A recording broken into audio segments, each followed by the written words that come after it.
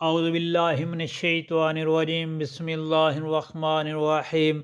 السلام علیکم پیارے بہن بھائیوں، گولڈن لائنز میں آپ کو خوش آمدید کہتے ہیں۔ اللہ پاک سے دعا ہے آپ کو صحت، تندرستی اور عافیت والی زندگی عطا فرمائے، آمین۔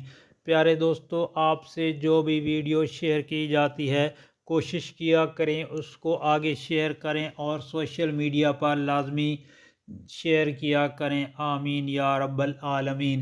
ایک مرتبہ ایسا ہوا کہ آقا دو جہاں حضرت محمد صلی اللہ علیہ وسلم نے ایک شخص کو دعا میں آہوزاری کرتے ہوئے سنا تو صحابہ کرام رضوان اللہ علیہم اجمعین سے فرمایا کہ اگر اس شخص نے دعا کا خاتمہ صحیح کیا اور موڑ ٹھیک لگائی تو جو اس نے مانگا ہے اس کا فیصلہ کرا لیا۔ صحابہ کرام رضوان اللہ علیہم اجمعین میں سے ایک صحابی نے پوچھا، یا نبی یا رسول اللہ صلی اللہ علیہ وآلہ وسلم، درست خاتمے اور موڑ ٹھیک لگانے کا کیا طریقہ ہے؟ آپ صلی اللہ علیہ وآلہ وسلم نے فرمایا کہ آخر میں آمین کہہ کر دعا ختم کرے۔ اگر اس نے ایسا کیا تو بس اللہ سے طے کرا لیا۔ ابو داؤد شریف کی حدیث ہے۔ دعا کے آخر میں آمین کہنا، جس کا مطلب ہے اے اللہ میری یہ دعا قبول فرما، اسی لفظ پر دعا کا خاتمہ کرنا چاہیے۔ حضرت عبداللہ بن عمر رضی اللہ تعالیٰ عنہ سے روایت ہے، نبی کریم صلی اللہ علیہ وآلہ وسلم نے ارشاد پاک فرمایا، دعا ان مصیبتوں میں نفع دیتی ہے جو نازل ہو گئیں اور جو ابھی نازل نہیں ہوئیں ان میں بھی فائدہ دیتی ہیں۔ تو اے لوگو، تم پر لازم ہے کہ اللہ تعالیٰ سے دعا کرو۔ حضرت جابر رضی اللہ تعالیٰ عنہ فرماتے ہیں کہ نبی کریم صلی اللہ علیہ وآلہ وسلم نے ارشاد پاک فرمایا، اللہ تعالیٰ مومن کو قیامت کے دن بلائیں گے اور اپنے سامنے کھڑا کریں گے اور پوچھیں گے، اے میرے بندے میں نے تجھے حکم دیا اے میرے بندے میں نے تجھے حکم دیا تھا کہ مجھ سے مانگو، اور میں نے وعدہ کیا تھا کہ تمہاری دعا کو قبول کروں گا، کیا تو نے مجھ سے مانگا تھا؟ وہ عرض کرے گا جی ہاں یا رب۔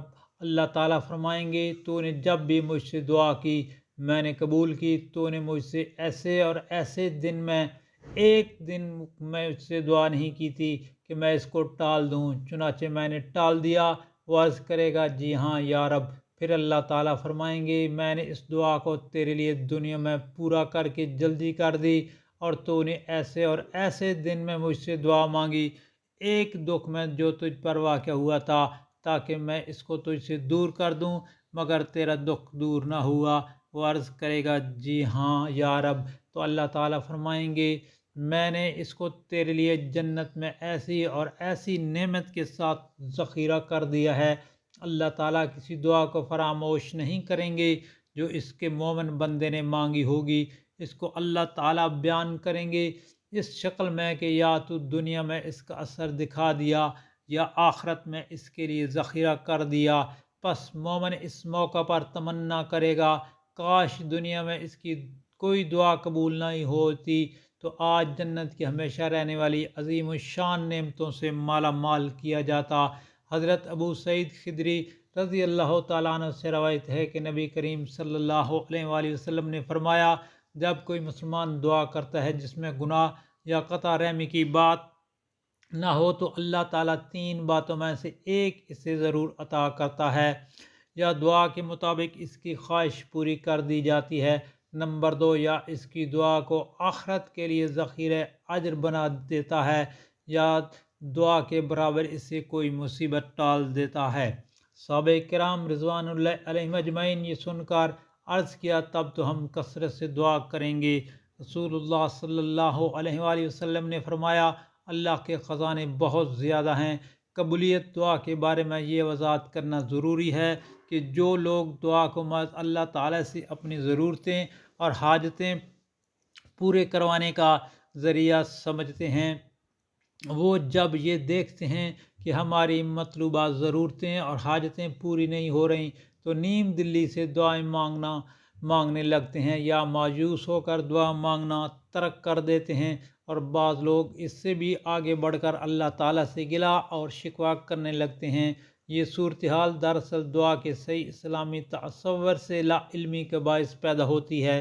بنیادی طور پر دعا کی قبولیت میں جو چیز کارگر ہے وہ اللہ تعالیٰ سے تعلق اس سے عاجزی، انکساری اور اندرونی کیفیت کا ہے۔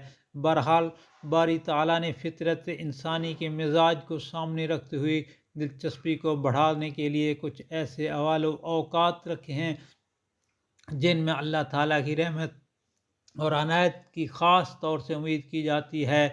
ذیل میں مختصر طور پر ان کا ذکر حوالہ دیا جاتا ہے جو حدیث شریف میں بیان کیے گئے ہیں۔ نمبر 1 فرض نمازوں کے بعد، نمبر 2 ختم قرآن کے بعد، نمبر 3 اذان اور اقامت کے درمیان دعا رد نہیں ہوتی، اور نمبر 4 راہ خدا میں جنگ کے وقت، نمبر 5 بارش کے وقت، نمبر 6 اقامت صلاۃ نماز قائم ہونے کے وقت، نمبر 7 کعبۃ اللہ کی زیارت کے وقت، نمبر 8 ہر رات ایک ایسا وقت معلوم آتا ہے کہ بندہ اس میں جو دعا کرے اللہ تعالیٰ ضرور قبول کرتے ہیں۔ نمبر 9 جمعہ کے دن ایک گھڑی ایسی ہوتی ہے کہ اگر اس میں دعا کی جائے تو ضرور قبول ہوتی ہے۔ اس میں بہت سے اقوال ہیں، البتہ 2 زیادہ مشہور ہیں۔ عصر سے مغرب کے درمیان جمعہ کا وقت شروع ہونے سے جماعت کی قیامت تک۔ حضرت ربیعہ ابن وقاص رضی اللہ تعالیٰ عنہ سے مروی ہے کہ آپ صلی اللہ علیہ وآلہ وسلم نے فرمایا 3 مواقع ایسے ہیں کہ ان میں انسان کی دعا رد نہیں ہوتی۔ ایسے جنگل یا بیابان میں ہو جہاں خدا کے سوا اسے کوئی دیکھنے والا نہ ہو اور وہ خدا کے حضور نماز ادا کرے اور پھر دعا کرے۔ وہ شخص جسے میدان جہاد میں اس کے ساتھ ہی چھوڑ کر بھاگ جائیں اور وہ ثابت قدم رہے اور اس حال میں دعا کرے۔ وہ شخص جو رات کے آخری حصے میں نماز کے لیے کھڑا ہو اور دعا کرے۔ نمبر 11 نبی کریم صلی اللہ علیہ وسلم کا ارشاد ہے سجدے کی حالت میں انسان اللہ کے سب سے زیادہ قریب ہوتا ہے، لہذا اس حالت میں کثرت سے دعا کرو۔ دعائیں جو خصوصیت سے قبول ہوتی ہیں یہ وہ حوال و اوقات تھے جو دعا کی قبولیت میں خاص اثر رکھتے ہیں۔ اب بعض دعائیں جو خود ذاتی طور پر ایسی مبارک ہیں جو خصوصیت سے قبول ہوتی ہیں۔ حضرت ابن عباس رضی اللہ تعالیٰ عنہ سے آپ صلی اللہ علیہ وسلم کا ارشاد منقول ہے کہ 5 دعائیں خصوصیت سے قبول ہوتی ہیں۔ نمبر 1 مظلوم کی دعا جب تک کہ وہ بدلہ نہ لے لے۔ نمبر 2 حاجی کی دعا جب تک وہ لوٹ کر گھر واپس نہ آ جائے۔ نمبر 3 مجاہد کی دعا جب تک وہ شہید ہو کر لاپتہ نہ ہو جائے۔ نمبر 4 بیمار کی دعا جب تک وہ شفا یاب نہ ہو جائے۔ نمبر 5 ایک مسلمان بھائی کی دوسرے مسلمان بھائی کے لیے غائبانہ دعا۔